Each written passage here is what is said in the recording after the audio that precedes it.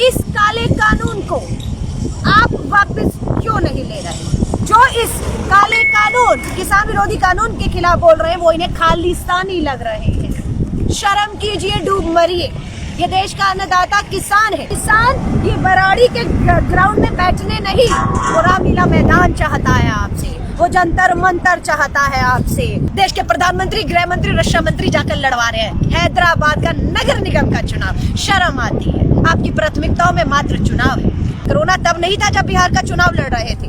Corona तब नहीं था जब आप दिवाली का जश्न मना रहे थे। कोरोना तब नहीं था जब देश के प्रधानमंत्री, गृह मंत्री, रक्षा मंत्री भाजपा के मुख्यालय में नियम कानूनों की धज्जियां उड़ाते हुए, सोशल डिस्टेंसिंग की धज्जियां उड़ाते जश्न मना रहे थे। आज आपको ये खालिस्तान से आए हुए लोग लग रहे हैं, ये आपको आज आतंकी लग रहे हैं, आज गुंडे लग रहे हैं। लेटेस्ट और निष्पक्ष खबरों के लिए हमारे चैनल को सब्सक्राइब करें और बेल आइकन दबाना ना भूलें।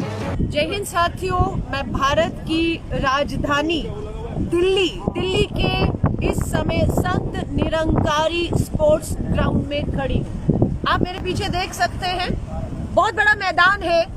ये मैदान किसान जो पूरे देश से यहाँ पर आ रहे हैं, उनके लिए इस ग्राउंड में व्यवस्था की जा रही है। आप मेरे पीछे देख सकते हैं, ये सारा जो है इंतजामात जो है वो किसानों के लिए किया जा रहा है, लेकिन किसान यहाँ नहीं आना चाहता। किसान यहाँ नहीं आना चाहता क्योंकि उसकी मांग है उसे रामलीला मैदान या जंतर मंतर जाने की इजाजत दी जाए। जो इजाजत हमारे देश के अन्नदाता किसानों को अभी तक नहीं दी गई है कि वो जंतर मंतर या रामलीला मैदान तक पहुंच पाए। वो सभी लोग अभी आकर कहे हरियाणा दिल्ली के बॉर्डर पे खड़े हुए हैं। मैं हाथ जोड़कर देश की सरकार से कहना चाहूँ, इस काले कानून को आप वापस क्यों नहीं ले रहे? सब जानते हैं कि देश के कुछ पूंजीपतियों के दबाव में ये काला कानून, किसान विरोधी कानून लाया गया है। कुछ पूंजीपतियों के मात्र दबाव में। कानून भी कब लाया गया? कब लाया गया? जब तालेबंदी थी।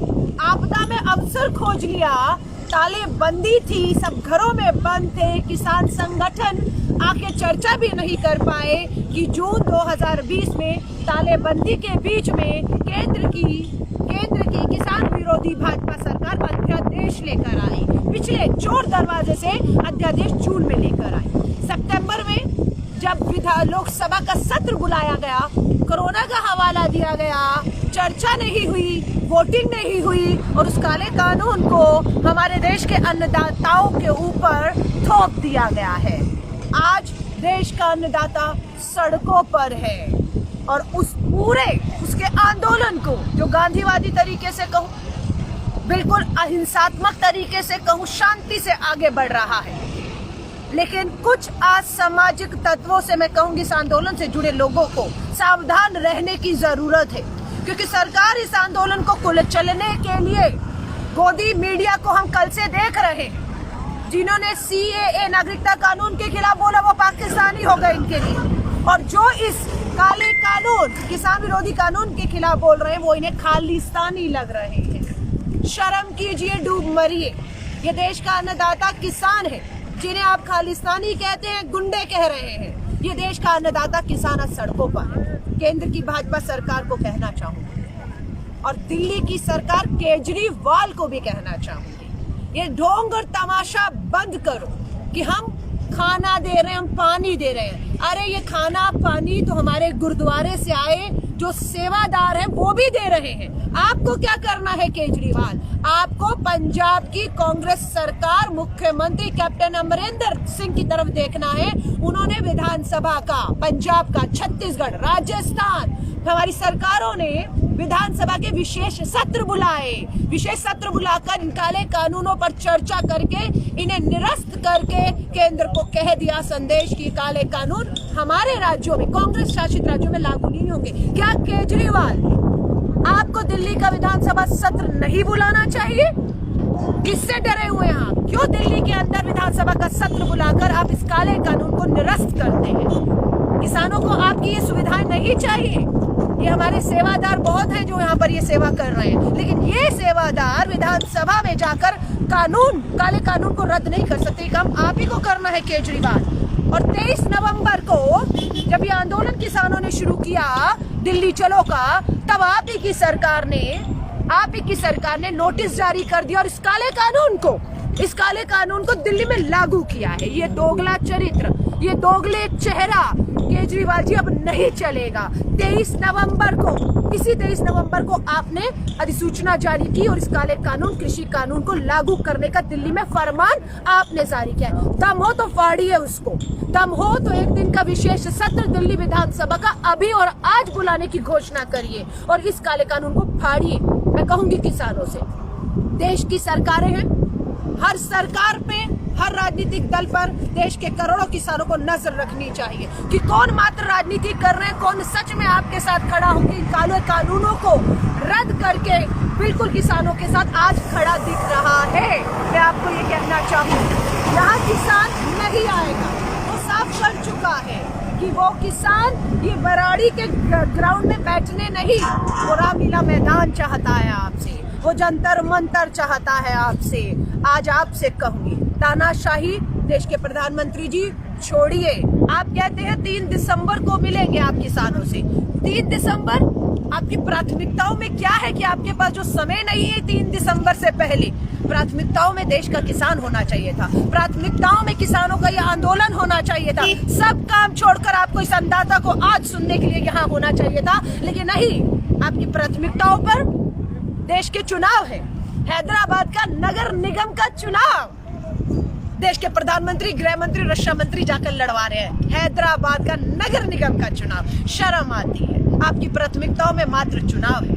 एक और बात साफ करना चाहती हूँ, कहा जा रहा है कि देश के किसान को यही कोरोना काल में आंदोलन की सूझी है। मैं आपसे पूछना चाहती हूँ, कोरोना तब नहीं था जब बिहार का चुनाव लड़ रहे थे, कोरोना तब नहीं था जब आप दिवाली का जश्न मना रहे थे, कोरोना तब नहीं था जब देश के प्रधानमंत्री, गृह मंत्री, रक्षा मंत्री भाजपा के मुख्यालय में नियम कानूनों की धज्जियां उड़ाते हुए, सोशल डिस्टेंसिंग की धज्जियां उड़ाते जश्न मना रहे थे। हम पूछना चाहते, कोरोना काल तब नहीं था जब आपने तालेबंदी का इस्तेमाल करते हुए सब घरों में बंद थे, अधिसूचना लाकर आपने इस कानून को लाया? आप भी तो रुक सकते थे कि तालेबंदी है, कोरोना काल है, अभी आप इस अध्यादेश को, इस कानून को ना लाते, खुल जाता सब कुछ, सब हालात ठीक होते, तब इस काले कानून पर आप चर्चा कराते और इसे लागू करते। लेकिन आपने थोपा, तब कोरोना काल नहीं था। आज किसान अगर सड़कों पर आ गया तो आप कहते हैं कोरोना काल का दौर पे चुना गया है। आप आरोप लगाते हैं कि चंद मुट्ठी भर किसान है। ये आपके भाजपा के प्रवक्ताओं से कल टीवी पर हम डिबेट कल से कर रहे हैं। आपका ये कहना है कि ये चंद मुट्ठी भर कांग्रेस के किसान है जो पंजाब से लाए गए हैं। मैं आपसे कहना कहूंगी, आज ये आपको कांग्रेस का किसान लग रहा है, आज आपको ये खालिस्तान से आए हुए लोग लग रहे हैं, ये आपको आज आतंकी लग रहे हैं, आज गुंडे लग रहे हैं। ये गलतफहमी आपकी बहुत जल्दी दूर हो जाएगी, क्योंकि पूरे देश का किसान, चाहे वो मध्य प्रदेश हो, राजस्थान हो, छत्तीसगढ़ हो, आपके तमिलनाडु का किसान, हरियाणा, पंजाब का किसान दिल्ली की तरफ कूच कर चुका है। ये आपकी गलतफहमी बहुत जल्दी दूर होने वाली है। मैं आप सभी से कहूँगी, किसानों को लिए कहूंगी, आज पूरी कांग्रेस पार्टी हो, हमारी सरकारें हो, इस कानून के खिलाफ प्रस्ताव पास करके इसे निरस्त कर चुकी है, अपना संदेश दे चुकी है।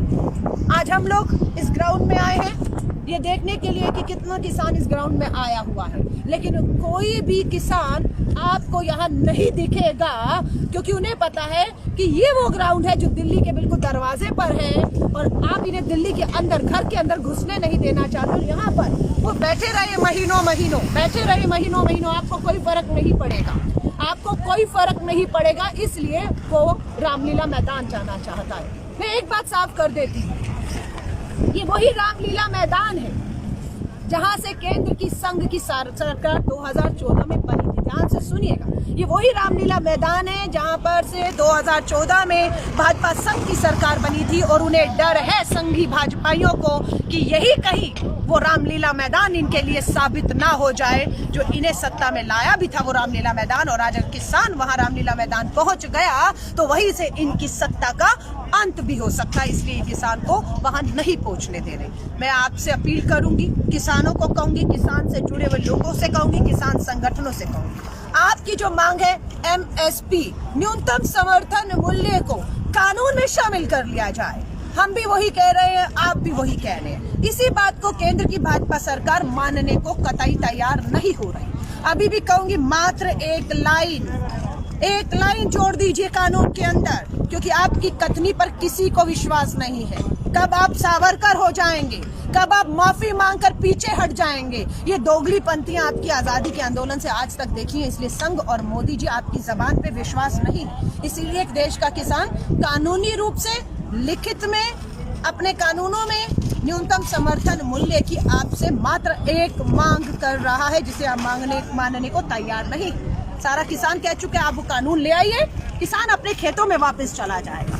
मत भूलिएगा प्रधानमंत्री नरेंद्र मोदी जी, इस तालेबंदी में जिन 80 करोड़ लोगों को आप मुफ्त राशन पहुंचाने का दावा कर रहे हैं आज, वो 80 करोड़ लोगों को राशन इन्हीं किसानों के, इन्हीं अन्नदाताओं के दम पर पहुंचा पा रहे हैं। ये आपको भूलना नहीं चाहिए, नहीं भूलना चाहिए। आज देश की पूरी अर्थव्यवस्था GDP डूब चुकी है, लेकिन एक ही क्षेत्र है, वो है कृषि क्षेत्र। किसी किसान ने हमारी अर्थव्यवस्था, डूबती अर्थव्यवस्था को जो कहा है, एक तिनके का सहारा दिया हुआ है। हमारी अर्थव्यवस्था को अगर बचाया है किसी ने, तो इस देश के किसान ने बचाया। ये बात आपको भूलनी नहीं चाहिए। और अपनी गोदी मीडिया से गुमराह करने की कोशिश मत करवाइए कि ये खालिस्तानी है, ये गुंडे हैं, ये आतंकी हैं, ये अंतर्राष्ट्रीय हाथों में खेल रहे हैं। और मैं कहूंगी, किसान और जवान को, चाहे वो जवान सरहद में है, चाहे पुलिस की वर्दी में है,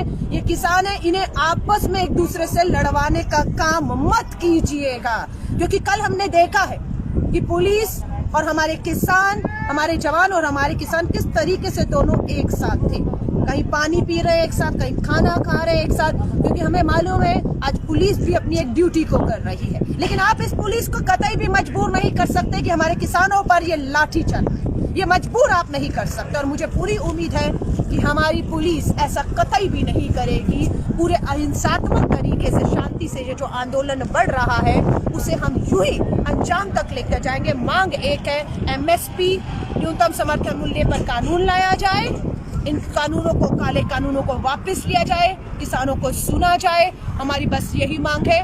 आज दिल्ली प्रदेश कांग्रेस कमेटी पूरी की पूरी यहाँ पर अपना पानी, खाना, टेंट व्यवस्था करके बुराड़ी के इस मैदान में हम कांग्रेस के कार्यकर्ता पूरी तरह से, राहुल गांधी जी पंजाब गए, किसानों के हित में काले कानून के खिलाफ ट्रैक्टर रैली की। उनके आदेश पे आज पूरी कांग्रेस के लोग यहाँ पर बैठे हुए किसानों का इंतजार कर रहे हैं। उनके लिए मेडिकल, खाना पीना, हर तरह की व्यवस्था कांग्रेस ने अपने दम पर की है। लेकिन किसान यहाँ नहीं आना चाहता है, किसान रामलीला मैदान पहुँचना चाहता है। और हमें है कि कांग्रेस की तरफ से हम निवेदन करते हैं कि भारत की और दिल्ली की सरकार रामलीला मैदान में उनके जाने की, रहने, खाने, पीने, शौचालय और स्वास्थ्य सुविधाओं की पूरा इंतजामात करे, जब तक केंद्र की सरकार झुकती नहीं है, काले कानूनों को वापस नहीं लेती। मैं आप सभी से कहूंगी, इस वीडियो को शेयर करिएगा ताकि संदेश जाए कि भारत की राजधानी दिल्ली में ये जो मैदान बुराड़ी का आपको खाली दिख रहा है, वो मांग है कि रामलीला मैदान खोल दिया जाए। शांतिपूर्वक तरीके से किसान वहां बैठे और सत्ता में बैठे लोग उनसे बात करें, रास्ता निकालें, ये हम सब चाहते हैं।